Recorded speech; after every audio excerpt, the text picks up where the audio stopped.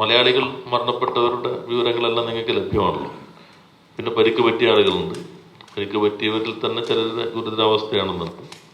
അപ്പോൾ അത്തരം കാര്യങ്ങളിൽ നമുക്ക് വളരെ ദുഃഖകരമായ സംഭവമാണ്. യൂണിയൻ ഗവൺമെൻറ്റുമായി ചേർന്ന് സംസ്ഥാന ഗവൺമെൻറ് എല്ലാ തരത്തിലുള്ള ഇടപെടലും നടത്തും.